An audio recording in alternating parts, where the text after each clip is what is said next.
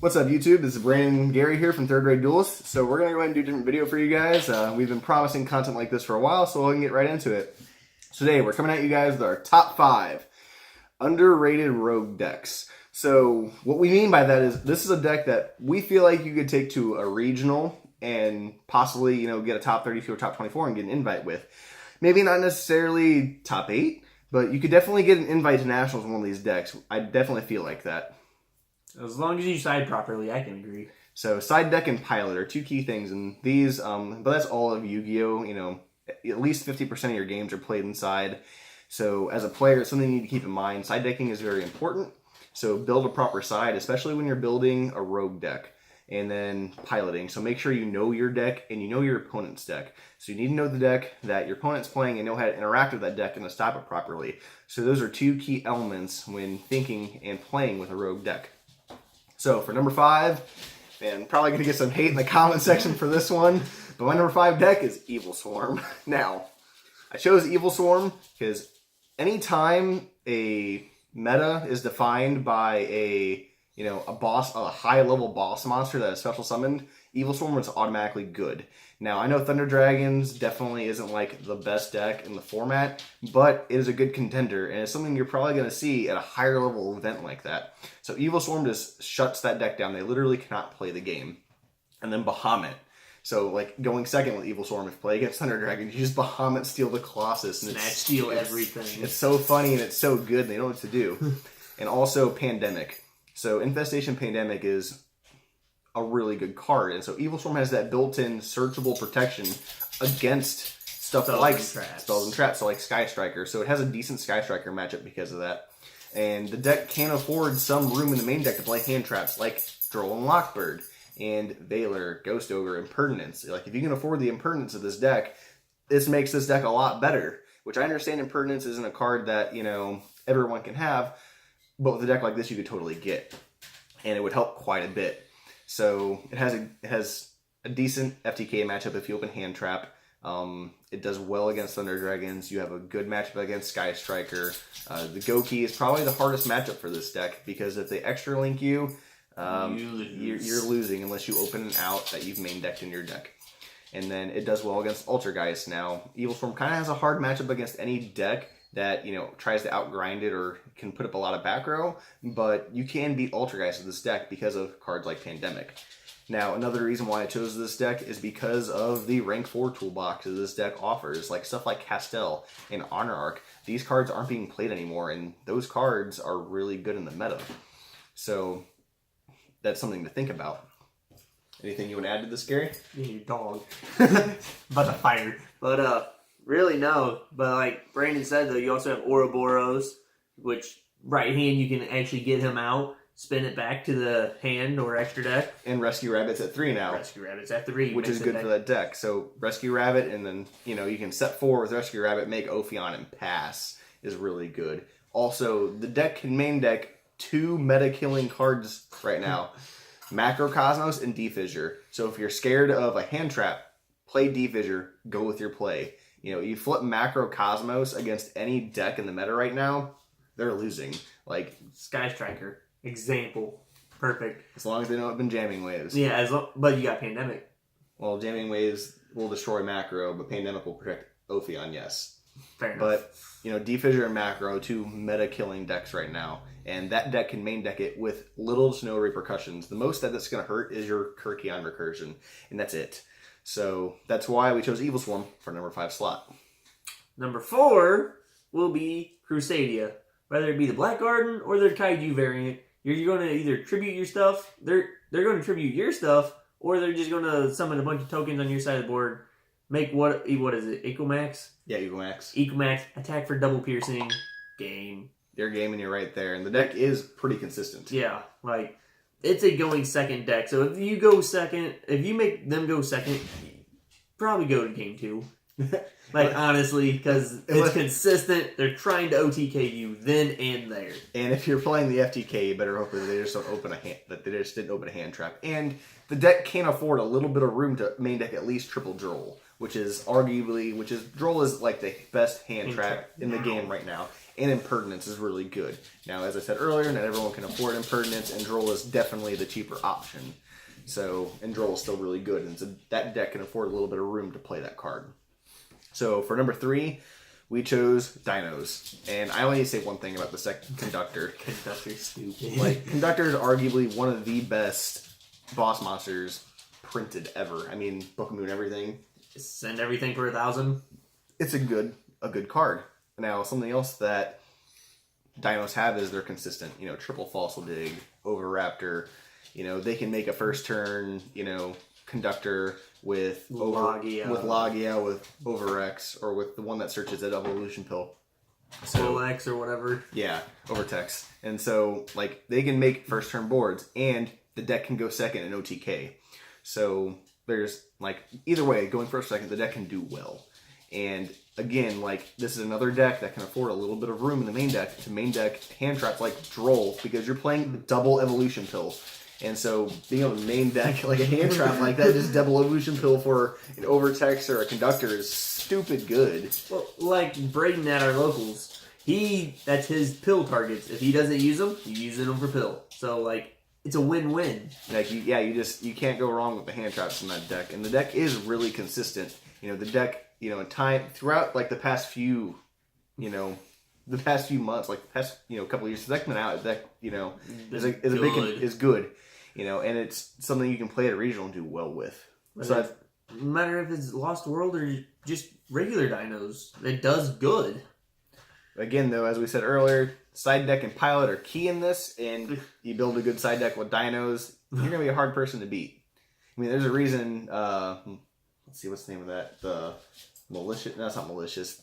The discard. There's a reason that card's at 1. You know, the card's stupid good. Miscellaneous, that's his name. I apologize, YouTube.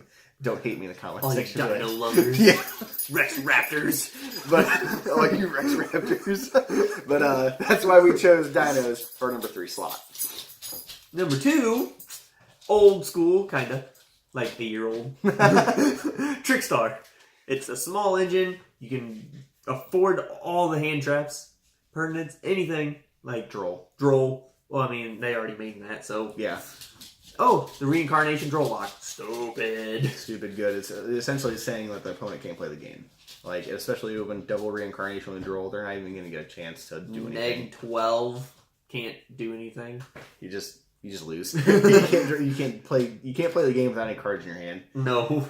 And then they're just going to burn you with Lycoris, Light Stage. Yep, things like that, which are pretty good, especially the new time rules. So, the reason why Trickstar, we didn't put this higher on our list is because the deck loses to anything that can make a bigger monster than Candina, which is pretty much anything. Pretty much anything. So, while Trickstar is good and the deck is super consistent, it does have that drawback. But you can, do stuff like a Mech Knight variant for Trickstar and kind of go second. Yep, but go second and then kind of help with that, big monster issue, or main deck something like Honest. Like Scapegoat's at 2, so you're less likely to see it now. And so you just can't link ladder all the way up to make something big to, like out a big monster like that. Another thing that Trickstar has for it is the Firewall, Lycoris, Lilybell OTK. Yeah, like you have that going for Firewall you. Should be gone. Firewall needs to go. Konami, Firewall needs to go. Yeah, if you're watching, please, bye-bye. Yeah, like... ban it from the show, then ban it in real life. We'll make another video on... how stupid it is. Yeah, we're not going to get into that on this one. But, so number 2 on our list was Trickstar for those reasons. Now, before we go to number 1, we're going to make some honorable mentions. So, I'll let Gary start with the honorable mentions. Any Mech Knight variant, like we said, kind of with Trickstar, they're good going second deck. It is a going first format. It is. So, if you can put up a decent board going second and hopefully out them, you're in I don't know. Ballpark. Yeah, you're in the ballpark. So to build on the Mech Knight, any invoked, so like Mech Knight invoked, whether you're playing like Blue Eyes invoked, Mech Knight invoked, invoked's still good. It's still a really good archetype. Now the reason why we didn't opt to put it on this list is because this deck pretty well hands down loses Thunder Dragons. If you don't open an invocation and an Alistair, you can't do anything. You have to hard draw it now. You have to hard draw both of them because you can't make anything without them. And that's the reason why we switched from Blue-Eyed Invoke to Mech Knights. Yep, because while Blue-Eyed Invoked was really good, Thunder Dragons came out and ruined all our whole first board turn play. Yeah, it's like you can make the board without searching, but It's a lot harder. a lot harder. So that deck just hands down loses to Thunder Dragons, which is why we did not put it on the list. Another honorable mention? What do we say? Blue Eyes. Blue Eyes. Just any variant of Blue Eyes. Just big booty monsters. Plus, against Sky Striker, can't, what is it? What, You can't Widow Anchor Blue Eyes. Yeah. And then, like, fuck, I'm the Blue Eyes player and I'm drawing a blank. But anyway, like, Sky Striker is just kind of a hard matchup other than Blue Eyes for that, so. Couldn't put it on the list for that reason. Yeah. And then Thunder Dragons also, your Melody, the only thing it doesn't hurt is Craven. Yeah. So that's another reason why Blue Eyes didn't make it on this list. Cyber Dragon is another honorable mention. Now, I can't remember the name of the YouTuber off the top of my head, so I apologize in advance, but he came up with this combo where you're going first, where you end with Hope Harbinger and ABC Buster Dragon, you know. Of Griffin, just a dumb going first board. So you can't get effects. They're banishing stuff. You do summon. You activate a spell. They're taking it. So kudos to that individual for coming up with that combo. You know, it's really good. But the issue with Cyber Dragons is the deck isn't super consistent. It's consistent enough that you could probably take that deck to a regional and do well with it. Like we know Team Sam, you know, he's day two to YCS with it. But not everyone's as good as a player as Team Sam is, and also the fact that like Thunder Dragons kind of lose. I mean, Cyber Dragons kind of lose to Thunder Dragons, and that kind of sucks. And that deck is pretty big. That's a very like you're gonna see Thunder Dragons, especially at higher level tables. So that's another reason why Cyber Dragons didn't make the list. The deck can go first and put up some negates, or you can do that big combo. As I said, I can't remember the YouTuber's name off the top of my head, who showed it where you end with like a ABC Buster Dragon and a Griffin and things like that, and a Hope Harbinger, and the deck can go second at OTK. But I didn't feel like it was consistent enough to get up there. Now, I know what you guys are thinking. You guys could totally take Evil Swarm off this list. Well, I'm sorry, but Evil Swarm is funny, and it's got a good enough surprise factor that I feel like you could totally do well at a regional with that deck. Like, Ophion's just so good. What do I do to this? Like, I can't summon anything. So, I know you guys are probably going to, haze me in the comments section for, putting like Evil Swarm on here, and like, oh, you could totally drop Evil Swarm for Cyber Dragons, or for, Invoked or whatever. It's staying on there. Like, I'm sorry. I chose it for those reasons. I feel like those are good reasons. But, before I reveal our number one pick, let us know in the comment section what you guys think of our, top 5, underrated rogue deck options. Even though we know Evil Swarm is not on your list.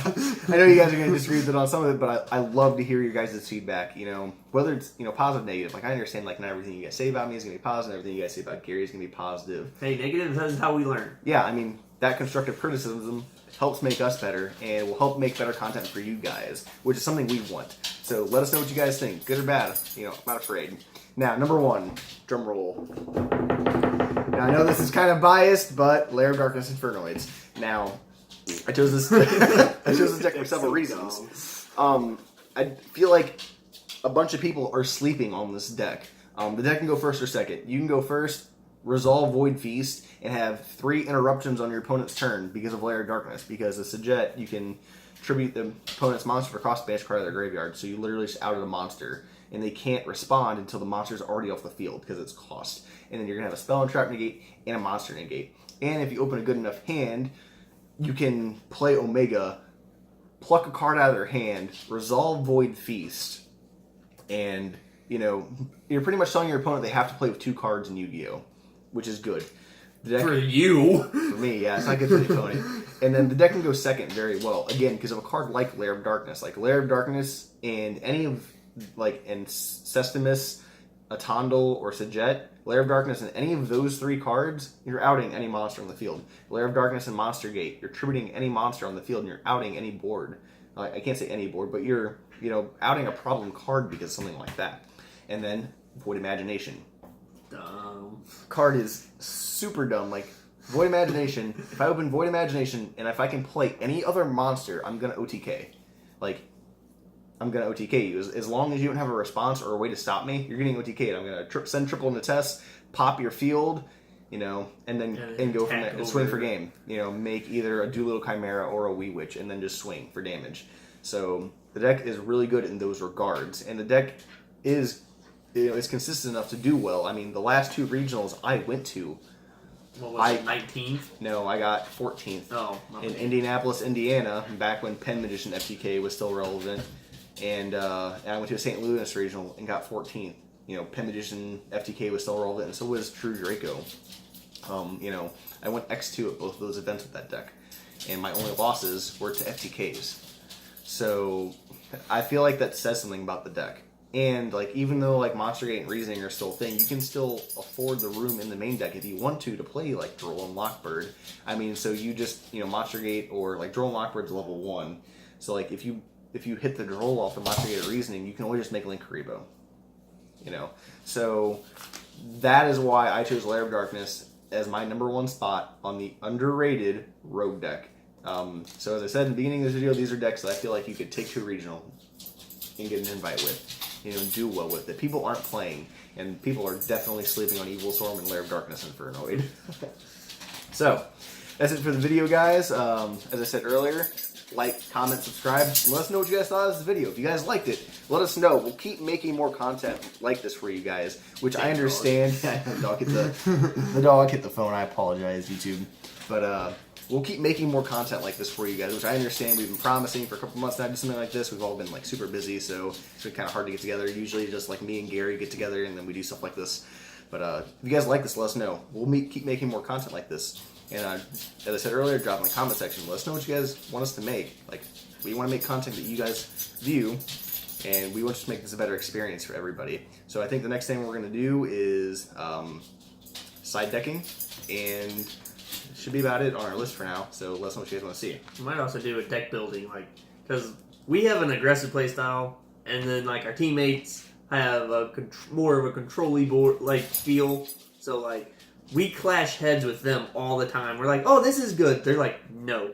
Because we like aggressive, they like control-y, so... Yeah, I realized, like, both of us played Chaos Dolls back in the day, and... aggressive. Very aggressive, so... So, we might do something on that, too. To be like, oh, hey, if you like this play style, do this. If you like this play style, do that. But, let us know. If you like that idea, we'll do it. If not, oh well, scrap that. Later, YouTube. See ya.